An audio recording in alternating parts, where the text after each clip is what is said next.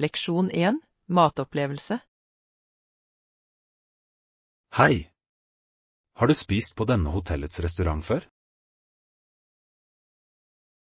Nei, det er første gang jeg er her. Har de gode anmeldelser? Ja, jeg har hørt gode ting om menyen og servicen deres. Det er oppmuntrende. Jeg er spent på å prøve noe nytt. Jeg tror du vil elske spesialitetene deres. Smakene skal være fantastiske. Høres perfekt ut. Jeg er alltid klar for et kulinarisk eventyr. La oss sjekke menyen og se hva som fanger våre øyne. Ja, jeg gleder meg til å se hvilke deilige alternativer de tilbyr. Jeg gleder meg til å nyte et godt måltid sammen. Leksjon 2. Å ta skritt.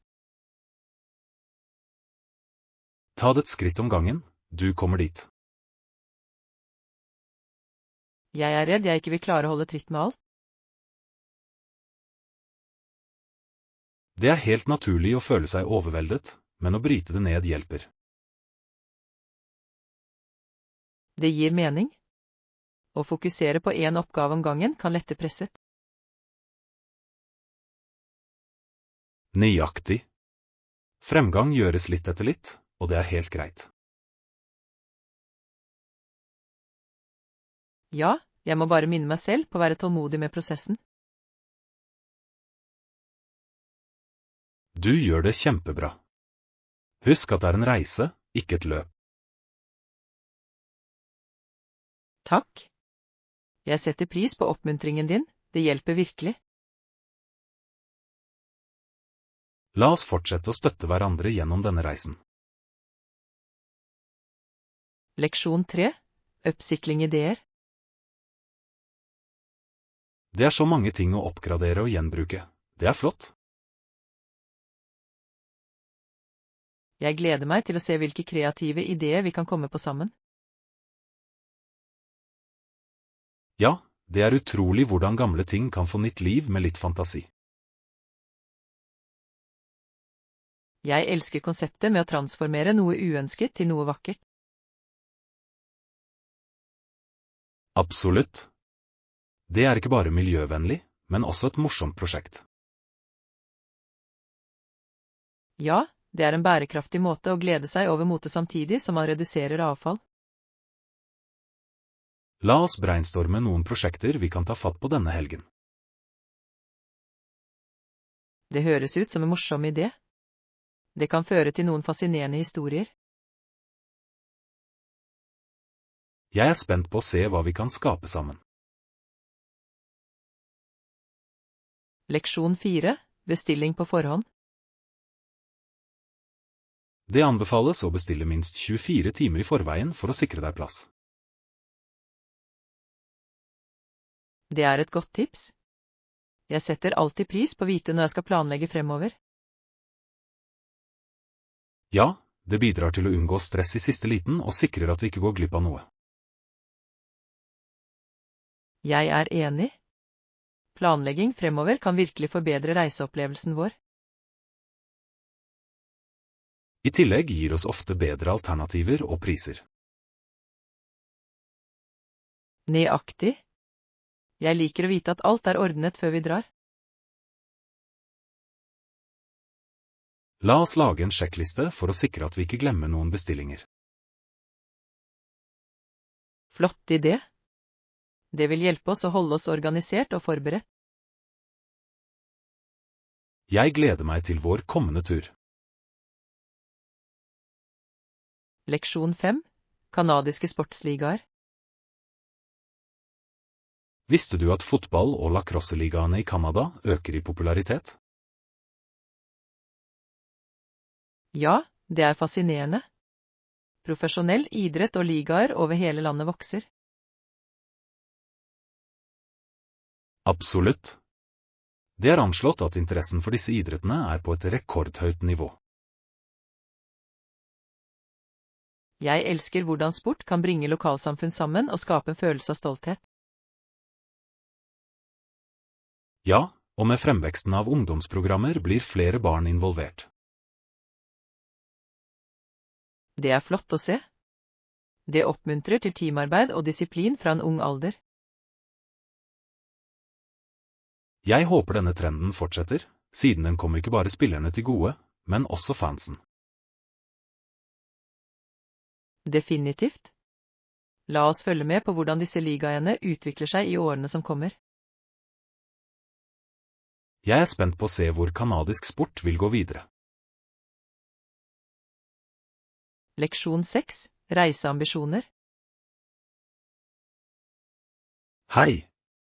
Har du noen gang tenkt på å reise til et nytt land? Ja, jeg har vurdert en stund nå. Det er så mye å utforske. Absolutt. Hvert land tilbyr unike kulturer og opplevelser. Jeg er enig. Det er spennende å tenke på å gå inn i et helt annet miljø.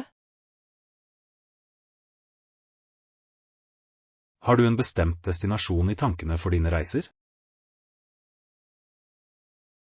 Jeg lener meg mot et sted med rik historie og vakre landskap. Det høres perfekt ut. Å utforske historiske steder kan være så berikende. Ja, og jeg vil gjerne prøve lokale retter mens jeg er der. Mat er en så stor del av å oppleve en ny kultur. Leksjon 7. Å fange en ball. Hvis du vil fange en, må du virkelig bruke hånden riktig. Det høres enkelt ut, men hvordan vet jeg om det er riktig teknikk? Øvelse gjør mester. Å se hvordan andre gjør det kan også hjelpe. Jeg skjønner. Jeg antar å se det i aksjon er en god måte å lære på. Nøyaktig. I tillegg handler det om å være selvsikker og fokusert når du prøver.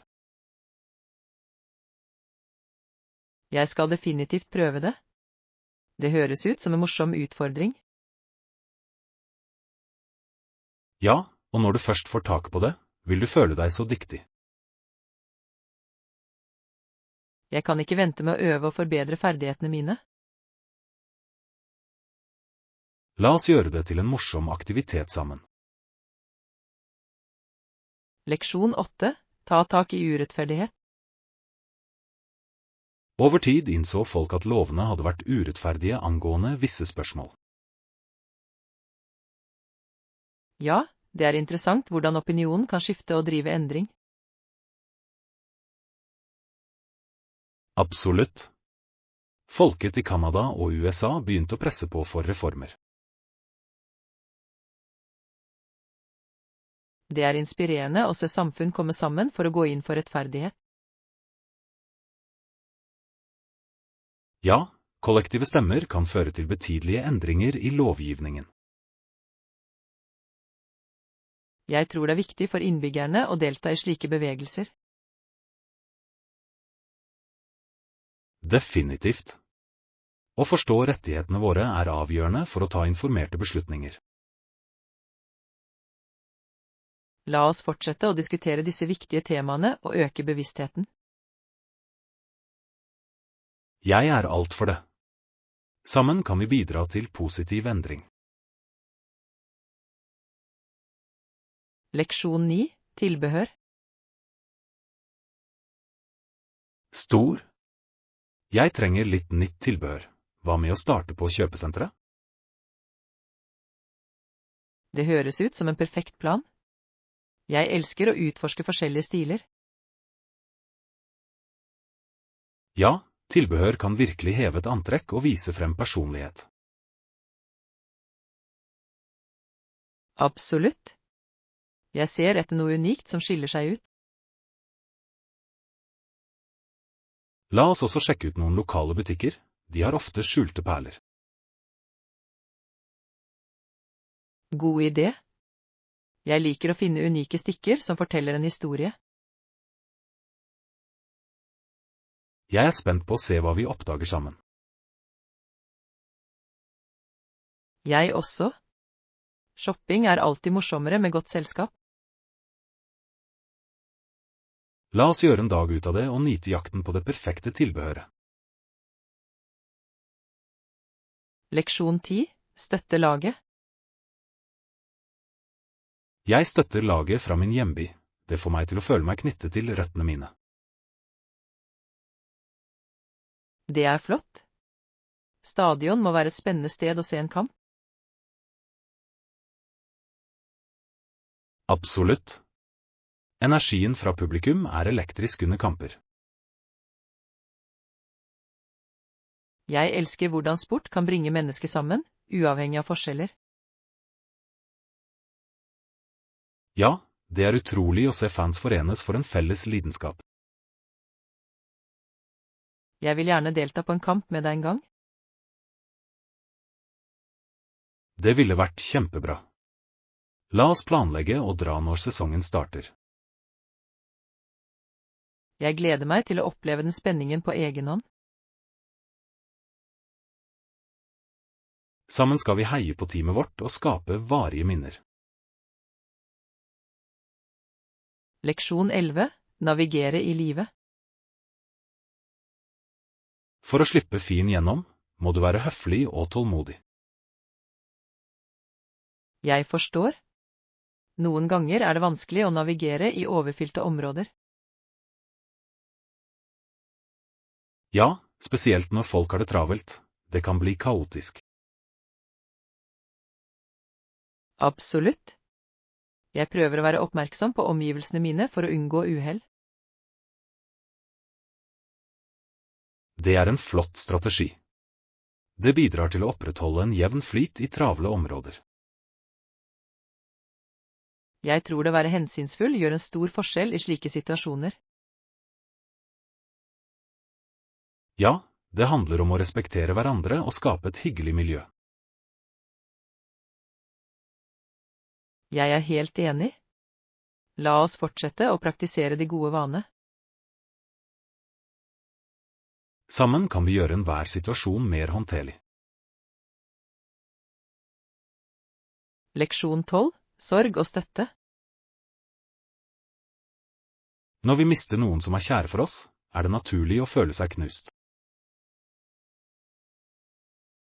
Ja, sorg kan manifestere seg på så mange forskjellige måter for hver enkelt av oss. Nøyaktig. Noen ganger hjelper det å snakke om følelsene våre med andre. Jeg er enig. Å dele følelsene våre kan lette byrden vi bærer. Det er viktig å støtte hverandre i de tøffe tidene. Ja, å ha et sterkt støttesystem er avgjørende i helingsprosessen. Jeg tror at det å huske de gode stundene også kan gi trøst. Absolutt. Å feire livet deres bidrar til å holde minnet i live. La oss alltid være der for hverandre gjennom livets utfordringer. Leksjon 13. En dag ved vannet. I kanten av vannet gikk hun rett inn og la seg flytende. Det høres forfriskende ut. Jeg elsker følelsen av å være vannet. Jeg satte tærne inn og kjente kulden. Det var oppkvikkende. Jeg kan tenke meg. Det er noe så befriende med å være i naturen. Ja, det er en perfekt måte å slappe av fra daglig stress. Jeg er enig. La oss planlegge en dag ved vannet snart. Absolutt. Jeg gleder meg til å nyte solen og bølgene. Det vil være en fin måte å få kontakt med naturen og hverandre. Jeg blir spent bare jeg tenker på det. Leksjon 14. Kjære venner. Jeg sier hvilke gullvenner jeg har blant dere, mine gullvenner gjennom årene. Det er vakkert. Slike vennskap er virkelig verdifulle. Ja, de har støttet meg i tykt og tynt, og jeg setter stor pris på dem. Det er utrolig hvordan ekte venner kan påvirke livene våre så positivt. Absolutt. Jeg føler meg heldig som har et så sterkt støttenettverk. Jeg tror disse forbindelsene er det som gjør livet rikere og mer meningsfylt. La oss alltid sette pris på å pleie vennskapene våre. Ja, jeg er takknemlig for de fantastiske menneskene i livet mitt. Sammen kan vi skape enda vakrere minner med vennene våre. Leksjon 15. Forsterkning av selvtillit. Ikke bekymre deg, du har dette. Bare vær deg selv og vis ferdighetene dine. Takk. Jeg setter pris på oppmuntringen din. Det hjelper virkelig med å roe nervene mine. Det er viktig å huske at alle heier på deg, og du har talentet til å skinne. Jeg håper det. Noen ganger tviler jeg på meg selv, men jeg vet at jeg klarer det hvis jeg fokuserer. Nøyaktig. Stol på dine evner og la dem skinne gjennom. Jeg skal definitivt prøve å ha det bakhodet under presentasjonen min. Bare husk at å være autentisk er det som får deg til å skille seg ut. Du har rett. Jeg vil omfavne min unike stil og tilnærming. Jeg gleder meg til å se deg i aksjon. Du kommer til å gjøre det kjempebra. Leksjon 16. Jage bort kjedsomheten. Jeg la merke til at kjæledyret mitt bare sitter ved siden av bollen hele dagen. Han ser lei ut, og jeg kan ikke annet enn å synes synd på ham. Det er så sant. Dyr trenger stimulering og engasjement akkurat som vi gjør. Det er viktig å holde dem underholdt. Jeg ser inn i bollen og ser på ham. Munnen hans åpner seg litt, som om han forventer at noe spennende skal skje. Det er fascinerende hvordan de kommuniserer følelsene sine. De kan uttrykke kjedsomhet på slike subtile måter, nesten få deg til å føle deg skyldig for ikke å leke med dem. Ja. Jeg har tenkt på hvordan jeg kan legge til mer variasjon til dagen hans, kanskje noen nye leker eller aktiviteter for å holde ham engasjert. Det høres ut som en god idé. Du kan også vurdere interaktive spill eller gåter som stimulerer sinnet hans, oppmuntrer ham til å spille. Absolutt. Jeg vil sørge for at han føler seg glad og oppfylt, siden et kjæledyr kan føre til uønsket oppførsel. Ja, å holde dem mentalt og fysisk aktive er nøkkelen til deres lykke og velvære. Jeg vil gjøre det til en prioritet å tilbringe mer tid med ham. Tross alt beriker kjæledyrene våre livene våre, og de fortjener vår oppmerksomhet. Leksjon 17. Reiseforberedelser. Med den kommende turen kan det være overveldende å få organisert alt. Har du sjekket inn online for flyet vårt? Ja, jeg fullførte den i går, og jeg syntes det var veldig praktisk å håndtere alt hjemmefra.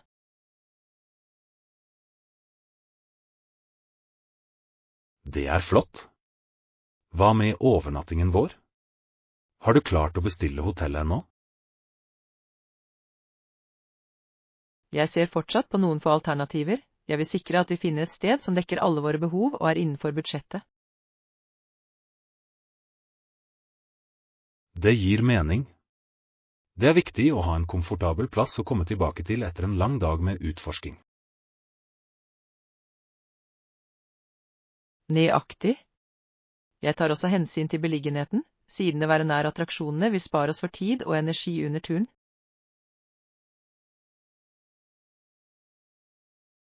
Absolutt. Å ha en sentral beliggenhet kan virkelig forbedre den generelle opplevelsen, slik at vi kan nyte flere aktiviteter. Og jeg ser etter steder med gode anmeldelser, da jeg vil sørge for at vi er i et trygt og vennlig miljø.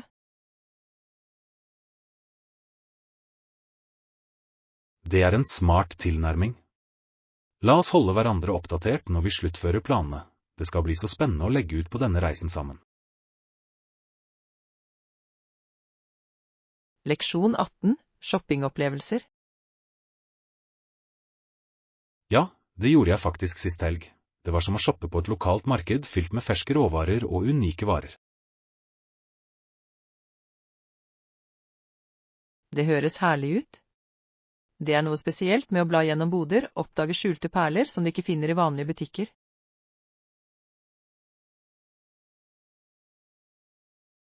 Nøyaktig. Jeg elsket å samhandle med leverandørene og lære om produktene deres. Det gjorde opplevelsen mye mer personlig. Ja, lokale markeder har ofte en livlig atmosfære som du bare ikke kan gjenskape i et supermarked. Alt handler om fellesskapsånden. Jeg er enig. I tillegg liker jeg å støtte lokale bønder og håndverkere. Det føles godt å vite at kjøpene mine hjelper dem å trives. Absolutt. Og kvaliteten på produktene er vanligvis mye bedre, spesielt når det kommer til fersk frukt og grønnsaker. Ja, ingenting slår smaken av nyplukkede råvarer. Det er så mye mer smakfullt enn det du finner i større dagligvarekjeder. Jeg synes vi bør planlegge et besøk på et lokalt marked sammen. Det ville vært morsomt å utforske og prøve forskjellige matvarer. Det er en god idé.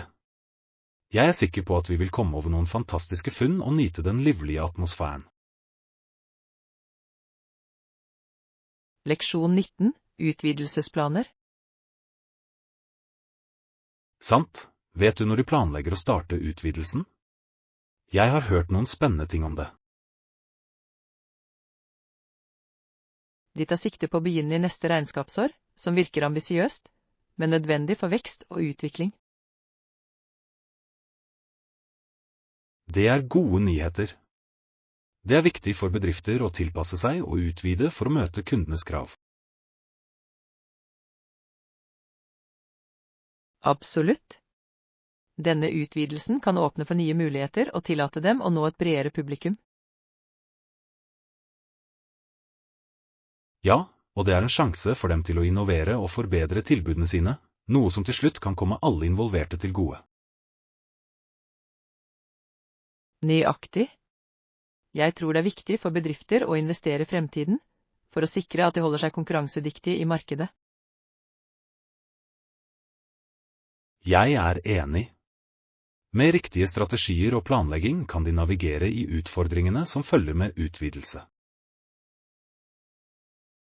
Og det vil være interessant å se hvordan de implementerer disse endringene og hvilken innvirkning de vil ha på samfunnet. Jeg gleder meg til å følge fremgangen deres. Det skal bli spennende å være vitne til forvandlingen. Leksjon 20. Valutaveksling. Du vet, det er vanligvis billigere å veksle penger på destinasjonen i stedet for å gjøre det på forhånd. Har du vurdert det?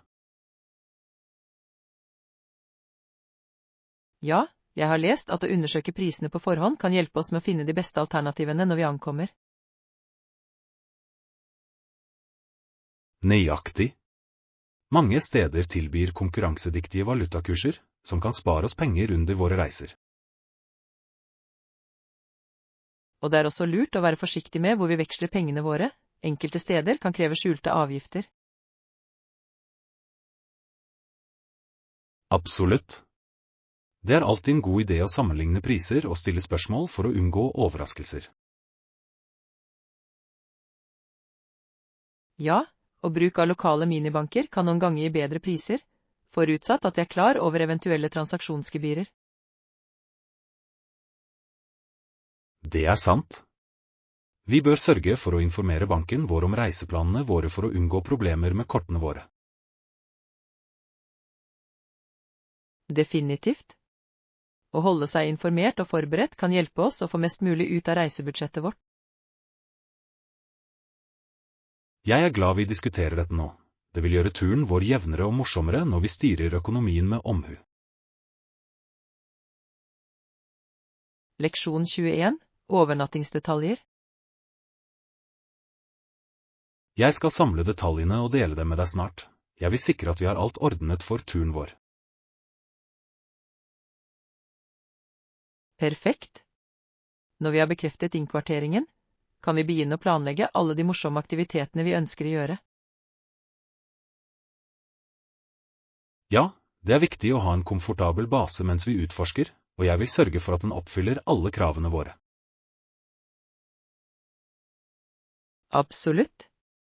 Jeg ser frem til å se hvilke alternativer du finner, spesielt hvis de har gode fasiliteter og en sentral beliggenhet. Jeg vil prioritere disse faktorene. Det er viktig å ha et praktisk sted som lar oss få mest mulig ut av tiden vår. Nøyaktig. Når vi har ordnet overnattingen, kan vi fokusere på reiseruten vår og stedene vi ønsker å besøke. Jeg er spent på å lage en eventyrplan som inkluderer aktiviteter som passer for begges interesser.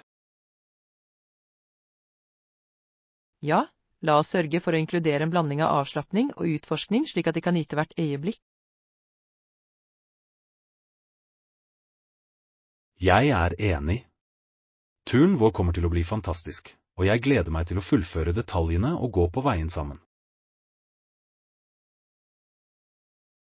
Leksjon 22. Hjemmekontorlykke. Det er avgjørende for ditt velvære å skape et positivt arbeidsmiljø, spesielt når du jobber hjemmefra. Absolutt. Jeg tror at et godt hjemmekontor kan føre til økt produktivitet og generell arbeidsglede. Ja, når plassen er organisert og komfortabel, kan det øke fokus og kreativitet betydelig. Å legge til personlig preg, som planter eller kunst, kan få miljøet til å føles mer innbydende og oppløftende. Nøyaktig. Det handler om å skape et rom som inspirerer deg og får deg til å glede deg til å starte arbeidsdagen. Absolutt. Jeg tror å inkludere naturlig lys og riktig ergonomi spiller en stor rolle for å opprettholde et sunt arbeidsområde. Det er sant. En godt opplyst og komfortabel stol kan gjøre en verden av forskjell når du tilbringer timer ved et skrivebord. Å ta pauser for å gå vekk fra skjermen er også viktig for mental klarhet og velvære. Jeg kunne ikke vært mer enig. Å inkludere små pauser kan lade opp sinnet ditt og holde deg motivert gjennom dagen. Leksjon 23. Biblioteksnavigering. De er på et bibliotek, og da jeg først gikk til biblioteket, var jeg forvirret over hvordan jeg skulle finne bøker på et så stort rom. Det kan jeg relatere til. Det kan være overveldende i begynnelsen, men når du først får taket på det, er det en skattkiste av kunnskap. Nøyaktig. Jeg husker jeg vandret gjennom gangene, prøvde å tyde klassifiseringssystemet og finne ut hvor jeg skulle begynne. Ja, og det store volumet av bøker kan være skremmende, men det er også spennende å tenke på alle historiene og informasjonen som venter på å bli oppdaget. Når jeg lærte om duodesimalsystem, begynte alt å gi mening, og jeg følte meg mye tryggere på å navigere i hyllene. Det er et godt poeng. Å forstå hvordan biblioteket organiserer materialene sine åpner for en helt ny verden av utforskning. Jeg tror det er viktig for biblioteker å tilby orienteringsøkter for å hjelpe nykommere til å føle seg mer komfortable og informerte. Absolutt. Disse øktene kan også fremheve de ulike ressursene som er tilgjengelige utover bare bøker, som digitalt innhold og fellesskapsprogrammer. Jeg tror at å fremme en kjærlighet til biblioteker kan oppmuntre flere til å utforske litteratur og livslang læring. Leksjon 24. Mål og ambisjoner. Hei! Hvordan går det med dine mål og ambisjoner? Jeg har vært nysgjerrig på å høre om fremgangen din i det siste. Og det har vært litt av en reise. Jeg fokuserer for tiden på noen få personlige prosjekter som jeg brenner for, og det er veldig spennende. Det høres fantastisk ut. Det er alltid inspirerende å se noen forfølge drømmene sine. Hvilke konkrete mål jobber du mot? Jeg prøver å forbedre ferdighetene mine innen grafisk design samtidig som jeg jobber med et sideprosjekt for å skape mitt eget merke, som holder meg motivert. Det er fantastisk. Å ha en klar visjon kan virkelig hjelpe deg med å holde fokus, og det høres ut som om du gjør store fremskritt. Ja, og jeg opplever at å sette mindre milepæler underveis gjør at reisen føles mer oppnåelig og givende. Jeg er helt enig. Feiring av de små seirene kan holde humøret høyt og stimulere motivasjonen til å presse videre. Nøyaktig. Jeg føler at hvert skritt fremover, uansett hvor lite det er, bringer meg nærmere mine ultimate ambisjoner. Det er flott å se deg så bestemt. Jeg er sikker på at det harde arbeidet ditt vil lønne seg i det lange løp. Leksjon 25. Innsikt i vekttrening. Når vi snakker om kondisjon, har jeg tenkt på å inkludere vekter i rutinen min om nødvendig. Det virker som en fin måte å bygge styrke på. Det er en solid plan. Vekttrening kan virkelig bidra til å forbedre muskeltonen og generell kondisjon. Hvor lenge varer hver treningsøkt for deg? Jeg sikter vanligvis på omtrent en time per økt, med fokus på forskjellige muskelgrupper hver dag for å tillate restitusjon. Det høres balansert ut. Det er viktig å ha variasjon i treningsøktene. Det holder ikke bare ting interessant, men bidrar også til å forhindre platåer. Nøyaktig. Jeg har også funnet ut at sporing av fremgangen min hjelper meg å holde meg ansvarlig og motivert til å presse meg selv under hver økt. Absolutt. Å se forbedringer, enten det er å løfte tyngre vekter eller fullføre flere repetisjoner, kan være utrolig tilfredsstillende. Jeg kunne ikke vært mer enig. Det er som en håndgripelig belønning for all innsatsen du har lagt ned, og den oppmuntrer deg til å fortsette. Ja, og jeg tror at å ha en treningskamerat også kan forbedre den opplevelsen, gjøre det morsommere, oppmuntrende. Det er en god idé. Det er alltid hyggelig å dele den reisen med noen som har lignende mål og kan motivere deg på tøffe dager. Leksjon 26. Pakking til stranden. Når vi forbereder turen vår, må vi pakke badedraktene og solkremen for å sikre at vi er klare for litt moro i solen. Absolutt. Det er viktig å beskytte huden vår mens vi nyter stranden, og jeg kan ikke vente med å dykke ned i havbølgene. Og ikke glem våre solbriller og hatter også. De vil definitivt bidra til å holde oss kjølige og beskytte oss mot solens stråler. Flott poeng. Å holde seg komfortabel mens du nyter stranden er nøkkelen, og disse tilbehørene utgjør en stor forskjell. Jeg elsker ideen om å slappe av på stranden med en god bok etter en forfriskende svømmetur. Det er den perfekte måten å slappe av på. Ja, og vi kan også utforske lokale kaféer for å prøve deilig sjømat mens vi nyter strandatmosfæren. Det høres ut som en perfekt plan. Jeg er allerede spent på eventyrene vi får når vi ankommer. Samme her. La oss sørge for å pakke alt vi trenger, slik at vi kan nyte tiden vår fullt ut uten bekymringer. Definitivt. Jeg gleder meg til å slikke sol og lage uforglemmelige minner sammen på denne turen.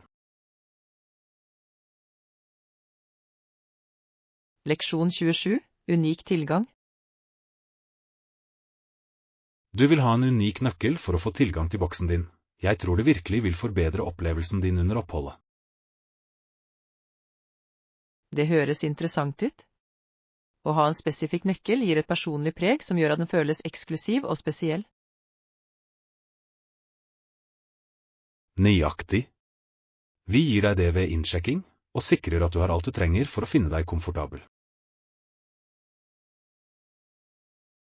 Det setter jeg pris på. Det er hyggelig å vite at de tenker på de små detaljene for å forbedre oppholdet vårt. Ja, disse detaljene kan gjøre en stor forskjell, og gjøre en standardopplevelse til noe minneverdig. Jeg er enig. Det er de små detaljene som ofte gir de mest varige inntrykkene på gjestene. Å ha personlig tilgang gir en følelse av sikkerhet, noe som gjør det enklere å lagre eiendelene våre uten å bekymre deg. Absolutt. Jeg gleder meg til å sjekke inn og se hvilke andre omtenksomme overraskelser de har i vente for oss. Jeg er også spent. La oss få mest mulig ut av denne unike opplevelsen og nyte hvert øyeblikk av oppholdet.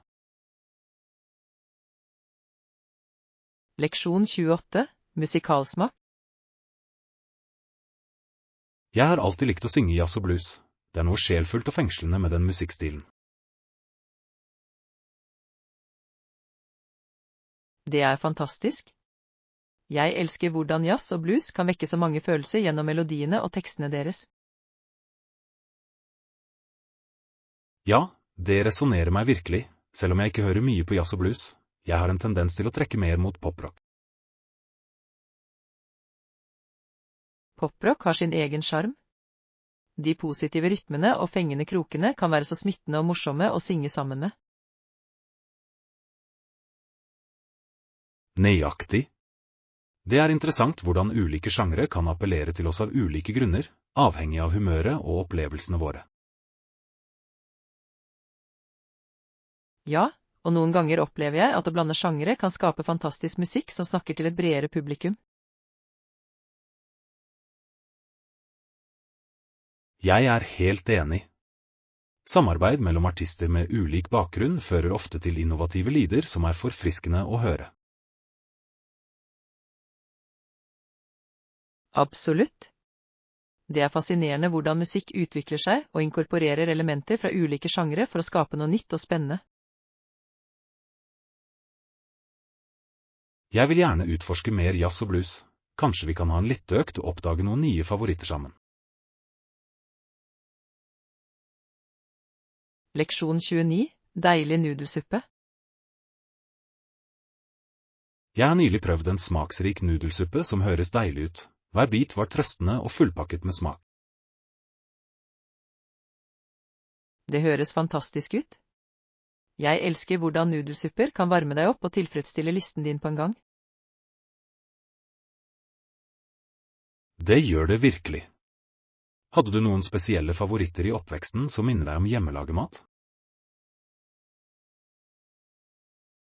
Ja, det var denne fantastiske kyllingnudelsuppen min bestemor pleide lage. Det var enkelt, men så smakfullt og nærende. Det er noe spesielt med disse familieoppskriftene som bringer tilbake minner og skaper en følelse av komfort. Absolutt. De har en nostalgisk verdi som gjør maten enda morsommere, og kobler oss til røttene våre. Jeg tror vi bør prøve å lage en nudelsuppe sammen en gang. Det ville være en morsom måte å knytte bånd og skape nye minner. Det vil jeg gjerne. Å lage mat sammen kan være en så herlig opplevelse, spesielt når man deler historier og latter. La oss samle noen ingredienser og planlegge en dag for vårt nudelsuppeeventyr. Jeg gleder meg til å se hvordan det blir. Leksjon 30. Spre vennlighet. Det er så viktig å spre godhet i verden.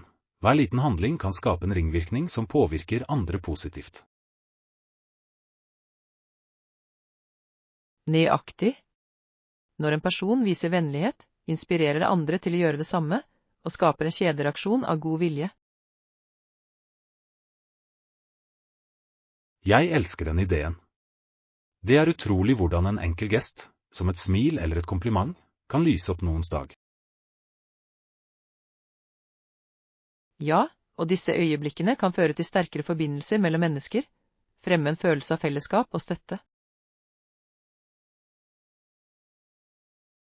Jeg tror at ved å være snille kan vi gjøre verden til et bedre sted, en liten handling om gangen. Absolutt. Det er en påminnelse om at vi alle har makt til å påvirke de rundt oss positivt. Og godhet trenger ikke være storslått. Noen ganger er det de små tingene som betyr mest. Ja. La oss gjøre det til et poeng å inkludere vennlighet i hverdagen vår og oppmuntre andre til å bli med oss. Jeg er med. Sammen kan vi skape en bølge av positivitet som berører mange liv.